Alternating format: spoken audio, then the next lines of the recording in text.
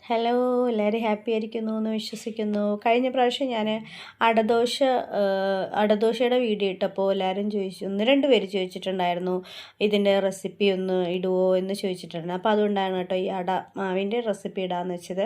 അപ്പോൾ അതിന് വേണ്ടിയിട്ട് ഞാൻ എടുത്തിട്ടുള്ളത് 1 കപ്പ് പച്ചരിയാണ്.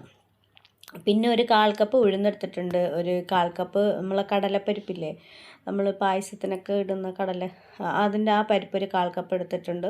പിന്നെ ഞാൻ എടുത്തിട്ടുള്ളത് പൊട്ടുകടലയാണ്, അതായത് നമ്മളിവിടെ കഴിക്കാനൊക്കെ എടുക്കുന്ന കടലയില്ലേ, അതിൻ്റെ ഒരു 1/4 കപ്പ് എടുത്തിട്ട് 1/4 കപ്പ് ഇല്ല അതെടുത്തിട്ടുണ്ട്. പിന്നെ എടുക്കുന്നത് ഞാൻ സാമ്പാർ പരിപ്പാണ്. പിന്നെ ഒരു 20 ഉണക്കമുളക് എടുക്കുന്നുണ്ട്.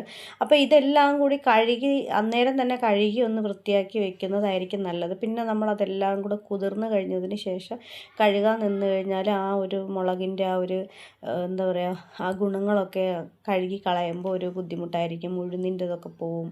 എല്ലാം അന്നേരം നല്ല കൊഴുപ്പായിട്ടിരിക്കുന്ന സമയമല്ലേ, അപ്പോൾ അതുകൊണ്ട് നേരത്തെ കൂട്ടി കഴുകി വൃത്തിയാക്കി വയ്ക്കുന്നത് നല്ലതായിരിക്കും. പിന്നെ അത് കഴിഞ്ഞതിന് ശേഷം ചൂടോടുകൂടി ചുട്ട് കഴിച്ചാൽ നല്ല ടേസ്റ്റാണ്.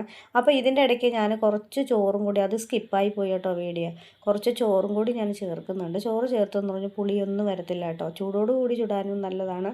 പിന്നെ പിറ്റേ ദിവസം ഉണ്ടല്ലോ, നമ്മൾ എടുത്തുനിന്ന് കഴിഞ്ഞാൽ അത് പുളിക്കൊന്നുമില്ല കേട്ടോ. സോഡാപ്പൊടി ഒന്നും ഇടണ്ട, കുറച്ച് ഉപ്പ് മാത്രം നമ്മൾ ഇട്ട് ഒന്ന് ക്ലിയർ ചെയ്താൽ മാത്രം മതി കേട്ടോ.